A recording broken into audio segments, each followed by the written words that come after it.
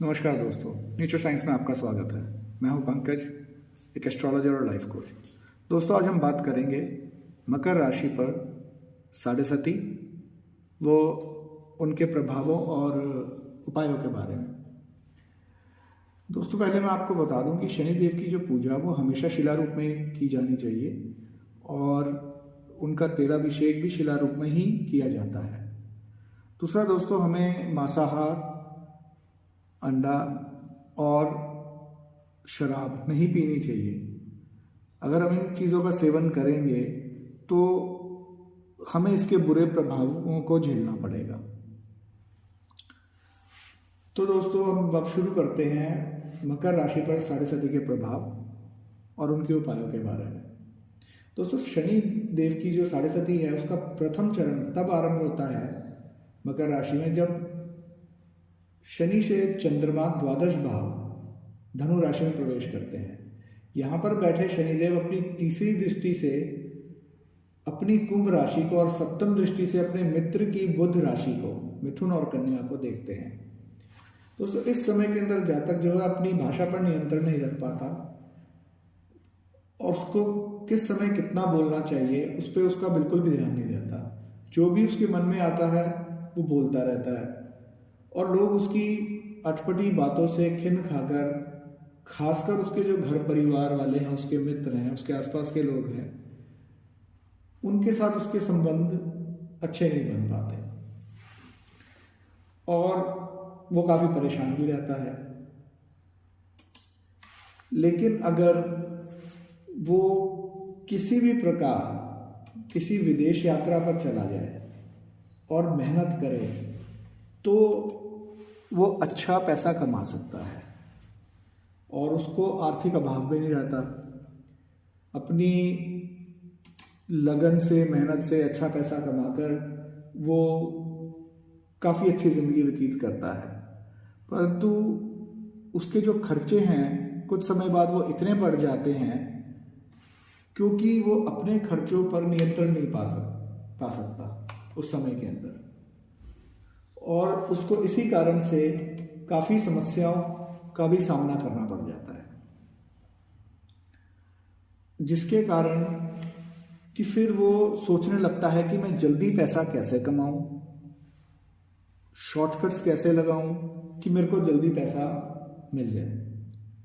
लेकिन इसके अंदर भी उसको काफ़ी ज़्यादा घूमना फिरना पड़ता है, बाहर जाना पड़ता है और वो बहुत खर्चा कर बैठता है, जिसके कारण कि कुछ समय बाद जब उसके पास पैसों की कमी हो जाती है, उसका मन जो है वो जल्दी पैसा बनाने के लिए लोगों के साथ गलत कार्य करना, उनको झूठ बोलकर उनसे पैसे ऐंठना, इस कार्यों में वो लग जाता है और मेहनत से वो जी चुराने लग जाता है, जिसके साथ साथ उसको कभी एक्सीडेंट का, उसकी कोई हड्डी टूट जाए, इस प्रकार का भी चीज़ों का सामना करना पड़ सकता है।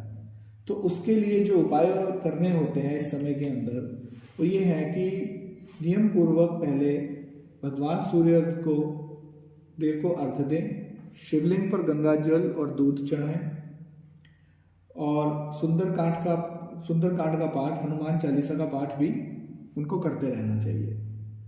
और प्रत्येक शनिवार को उनको शनिदेव पर तेल चढ़ाना चाहिए जो कि शिला रूप में हो, और साथ में ही एक लोहे की कटोरी में तेल भरकर उसमें अपनी शक्ल देखकर, जो तेल लेने वाले होते हैं उनको ढकोत कहा जाता है, उनको दान करना चाहिए। और साथ ही साथ उन्हें हर शनिवार और मंगलवार को बंदरों को केले, काले चने और गुड़ खिलाने चाहिए। दोस्तों, फिर इसके बाद जब 2.5 वर्ष बीत जाते हैं तो दूसरा चरण मकर राशि का साढ़े सती का शुरू होता है। इस चरण के अंदर जो जातक है वो रोगी बनकर जीवन व्यतीत करता है और उसके पास पैसे की भी कमी बनी रहती है और उसका जो मन है वो कामुकता के अंदर ज्यादा जाने लग जाता है और अपनी वासना पूर्ति हेतु वो कुछ भी करने को तैयार हो जाता है। उस इंसान के अंदर सुस्ती और आलस्य भी बढ़ जाता है और वो रोज़मर्रा के कार्यों को और अपने काम के अंदर कभी भी ध्यान नहीं देता, जिसके कारण उसका लोगों से मनमुटाव भी बना रहता है। इसके लिए इंसान को चाहिए कि एक तो वो अगर किसी प्रकार का वाहन चला रहा है तो बहुत ध्यान से चलाए, क्योंकि दुर्घटना होने के भी पूरे पूरे आसार रहते हैं। उपायों के तौर पर वो नियम पूर्वक रोजाना हनुमान चालीसा का पाठ कर सकते हैं और हनुमान जी की आराधना करें। मंगलवार और शनिवार को हनुमान जी को बूंदी के 4 लड्डुओं का भोग लगाएं। ये इन्होंने हर मंगलवार करना है। दूसरा, वो रुद्राष्टक का पाठ नियमित रूप से करें और गाय को हरा चारा अपने वजन के बराबर महीने में 1 बार या 2 महीने में 1 बार खिलाते रहा करें। और तीसरा है, शनिवार को शनिदेव पर तेल चढ़ाना और शनि कवच का पाठ करना, इससे लाभ मिलता है। दोस्तों, 5 वर्ष बीत जाने के बाद तीसरा चरण मकर राशि पर शुरू होता है, शनिदेव की 7.5 का। इस समय के अंदर बहुत मुश्किलों से निकल के इंसान ये समझ जाता है कि उसको धर्म की पालना करनी चाहिए और वो तीर्थ यात्राएं और प्रभु सेवा में लग जाता है और उसके बाद वो अच्छा यश और पैसा भी कमाता है। पर कभी कभी अगर शनिदेव पर